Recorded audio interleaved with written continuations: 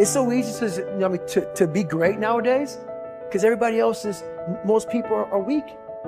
This is a softened generation. So if you have any mental toughness, any ability, if you have any fraction of self-discipline, the ability to not want to do it, but still do it. See, a lot of people pretend that they want more out of life, but all you have to do is watch their actions. Watch their actions. Watch what they're doing. Most people then wait for crisis or trauma or disease or diagnosis, and then they wait for loss, some tragedy to make up their mind to change. And my message is, why wait? And you can learn and change in a state of pain and suffering, or you can learn and change in a state of joy and inspiration. And I think right now, the cool thing is that people are waking up. You might be using the word but it's not because you're dumb. You don't understand how dangerous that word is. I'm coming here today to warn you. I'm coming here today to protect you. Stop using the word but. If you're not careful, it's a part of your vocabulary. If you're not careful, it can become a part of your DNA. Why are you constantly making excuses? Do you really believe that excuses are going to save you? Do you understand what it means that you have to get to a level that you have never been in your life? Do you really have the mental fortitude to level up? This is the time right now for you to recognize the truth about who you really are inside. All that you have to do in order to start to pursue your dreams is take small actions every day that align your life in that direction. All you have to do to kill procrastination is just start. You just go, and procrastination dies. So don't wonder how you overcome procrastination. It's easy. All you do to overcome procrastination is go. Very few battles are won under ideal circumstances. So you gotta simulate and practice the unknown so that the unexpected will not derail you. Every morning when you get up, ask yourself, how can I put myself in a place where I'll be uncomfortable? See, you have to master the unknown. You gotta master your fears. You gotta master the unexpected, so when it happens, you are prepared. This is the time to recognize your potential, your truth. Everything about you is beautiful. Recognize your purpose in this world. We are all responsible. We are all made to do great things. You know, if you start with the presumption that there's a baseline of suffering in life and that can be exaggerated as a consequence of human failing, as a consequence of malevolence and betrayal and self-betrayal and deceit and all those things that we do to each other and ourselves that we know that aren't good, that amplifies the suffering. That's sort of the baseline against which you have to work. And it's contemplation of that often that makes people hopeless and depressed and anxious and overwhelmed and all of that, and they have the reasons. But you need something to put up against that. And what you put up against that is meaning. Meaning is actually the instinct that helps you guide yourself through that catastrophe. And most of that meaning is to be found in the adoption of responsibility.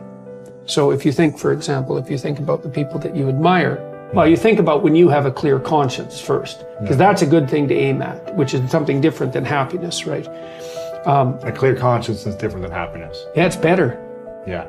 That's you're not better. Like guilting yourself. You're not feeling bad about yourself. That's right. You feel that you've justified your existence, right? And so you're not waking up at 3 a.m. in a cold sweat thinking about all the terrible things that you've involved yourself in.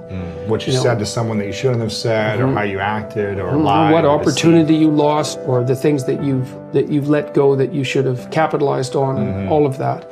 And so if you think about the times when you're at peace with yourself with regards to how you're conducting yourself in the world, it's almost always conditions under which you've adopted responsibility, right? At least the most guilt I think that you can experience perhaps is the sure knowledge that you're not even taking care of yourself, so that you're leaving that responsibility to other people, because that's pretty pathetic, and unless you're psychopathic.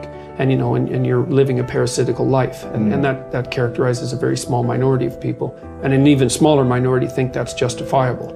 But most of the time you're in guilt and shame because not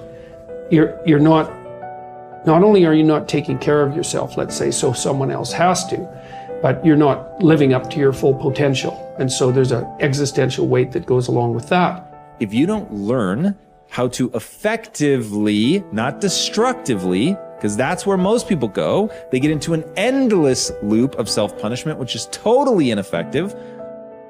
But if you don't learn to punish yourself, you will never get where you want to go. Now, that needs to pale in comparison to the amount of time that you reward yourself, and you need to earn that reward.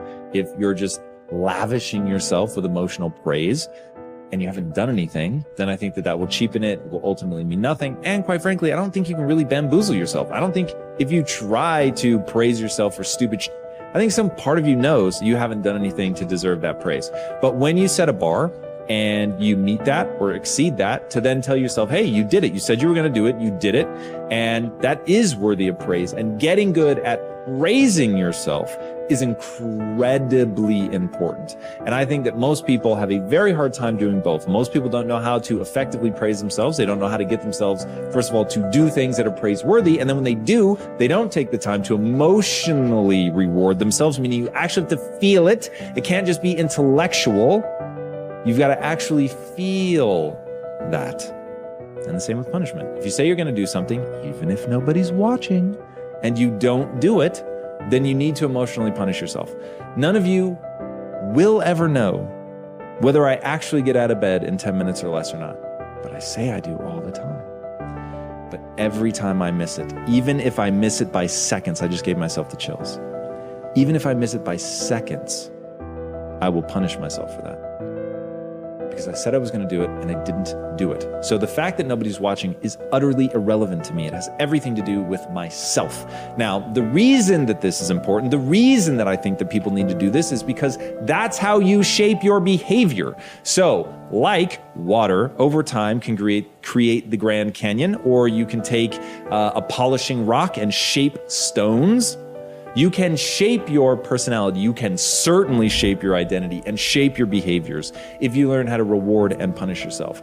I know a lot of people don't want to hear that. That is the truth of the human condition. The great paradox there is an interesting and important paradox in life that you need to be aware of. It is that if you are an intelligent person, you do everything possible to organize your life in such a way that you minimize and avoid adversity and disappointment. This is a sensible and rational thing to do. All intelligent people, following the path of least resistance to achieve their goals, do everything possible to minimize the number of difficulties and obstacles that they will face in their day. Today activities, disappointment is inevitable yet. In spite of our best efforts, disappointments and adversity are normal and natural, unavoidable parts of life. Benjamin Franklin said that the only things that are inevitable are death and taxes, but every bit of experience shows that disappointment is also inevitable. No matter how well you organize yourself and your activities, you will experience countless disappointments, setbacks, obstacles, and adversity over the course of your life. And the higher and more challenging the goals that you set for yourself, the more disappointment and adversity you will experience. This is the paradox. It is impossible for us to evolve and grow and develop to our full potentials except to the degree to which we face adversity and learn from it. All of the great lessons of life come as the result of setbacks and temporary defeats, which we have done our utmost to avoid. Adversity, therefore, comes unbidden, in spite of our best efforts. And yet, without it, we cannot grow into the kind of people who are capable of scaling the heights and achieving great goals. Adversity is what tests us throughout history. Great thinkers have reflected on this paradox and have concluded that adversity is the test that you must pass on the path to accomplishing anything worthwhile. Herodotus, the Greek philosopher, said, "Adversity has the effect of drawing out strength and qualities of a man that would have lain dormant in its absence." The very best qualities of strength, courage, character, and persistence are brought out in you when you face your greatest challenges and you respond to them positively and constructively. Everyone faces difficulties every step of the way. The difference between the high achiever and the low achiever is simply that the high achiever utilizes adversity and struggles for growth, while the low achiever allows difficulties and adversity to overwhelm him or her and leave him or her discouraged and dejected. Bounce Back from Disappointment, the work by Abraham Zeleznik at Harvard, proved that the way you respond to disappointment is usually an accurate predictor of how likely you are to achieve great success. If you respond to disappointment by learning the very most from it, and then by putting it behind you and pressing forward, you are very likely to accomplish great things in the course of your life.